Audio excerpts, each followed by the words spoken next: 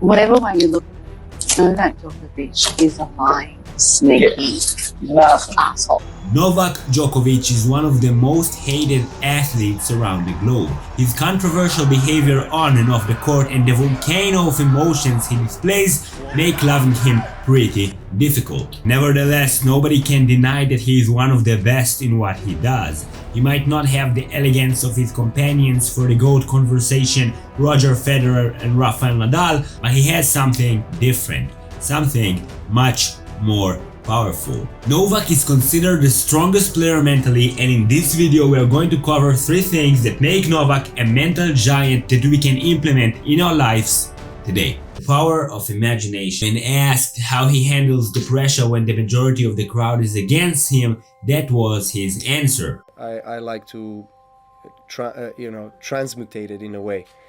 So when the crowd is chanting Roger, I hear Novak, so that's...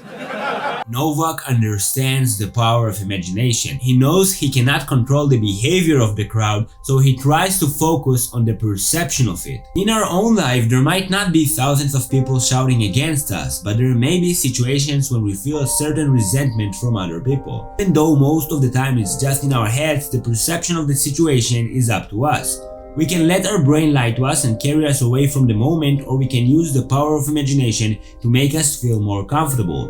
Most of the time, the people around you don't really care about you. They are too focused on their problems and how they are perceived. Our brain constantly trying to create meaning and creates the illusion that we are the center of the world and we are being watched. By focusing on our breath and reminding ourselves that the people around us are on our side, we can feel a bit better, and this difference might be vital for the entire interaction. This experience I truly am, because it has helped me to shape me into the person that I am today, the tennis player that I am. I've definitely been there for a reason, and I don't regret anything, I don't pity anything. I just feel like, okay, that's my karma, that's something that I had to go through. Every single one of us can recall the experience he is not proud of. Whether it's a professional failure or in our personal life, there are moments throughout our day when we start dwelling on the past, which makes it impossible to focus on the present. In these moments, we start thinking about what could have been and how stupid we are for making this or that mistake.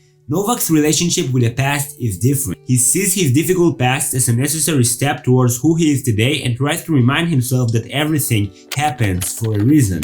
In these moments, when your mind takes you back to that past pain, smile and remind yourself it made you stronger and gave you a better understanding of the world around you. The more you will remind yourself and implement that mindset, the faster you'll get out of the rabbit holes of sorrow and regret of the past. The faster you'll get back to the moment the next time it happens, the faster you'll realize that your past doesn't define you, that your actions today are going to decide your future, and unlike the past, they are under your control.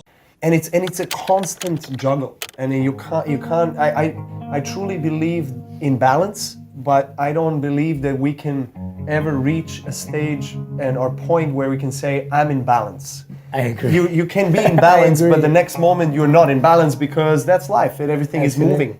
So I still have, for example, outbursts on the court. I break a racket, I scream, I curse. And that happens instantly. I feel like, oh my God, why? What did I do?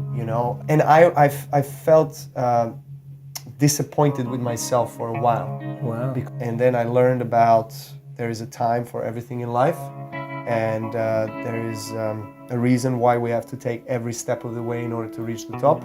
We want to be complete. We want to get to a certain point when we are ready. When we figured it all out, we have a disoriented assumption that we are a few steps away from getting there and understanding life.